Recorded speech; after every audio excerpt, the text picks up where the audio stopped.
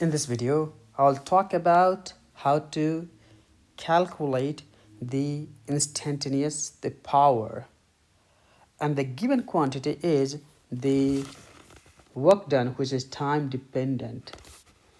So the work done by a machine over a short period of time is given by this formula.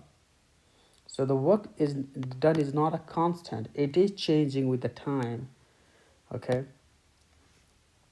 and now we need to find out what is the power by the machine when the time is 5 seconds. Okay, so the power of a machine or for any object is defined as the rate of change of work done. How fast you do a work tells you the power of. If you do a certain amount of work done in a shorter period of time, then that means you have a lot of power. And if someone does in even in a further shorter of time, then that means he has more power. Now let's say two person run from point A to point B. One takes about 2 minutes and the other takes 20 seconds.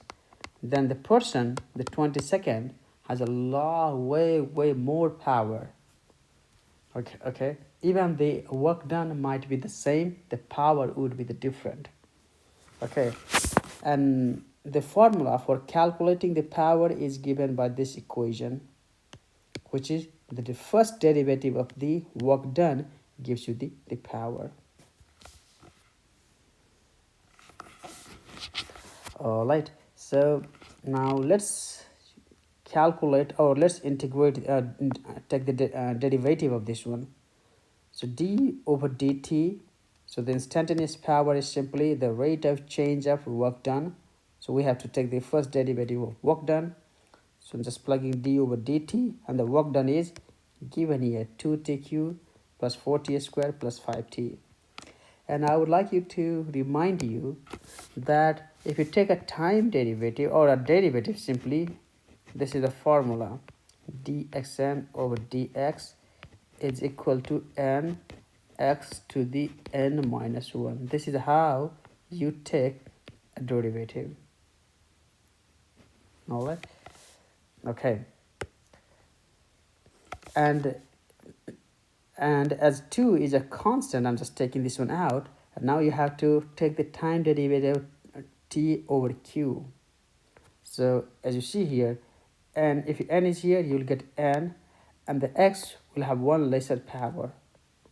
So that's exactly here, 3 and then t squared. 3 minus 1 will be 2. 4 is a constant, so I'm just taking out 2 and then one lesser power, which is t now.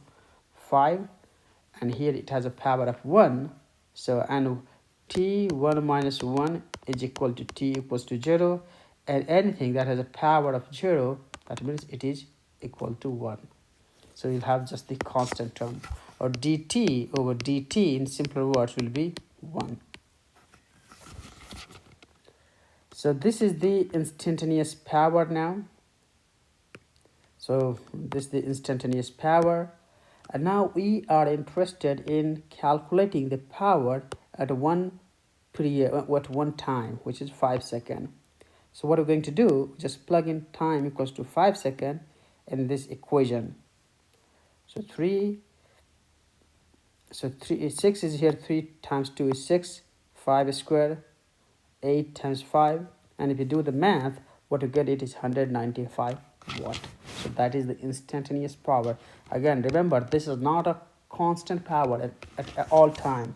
This is at one time.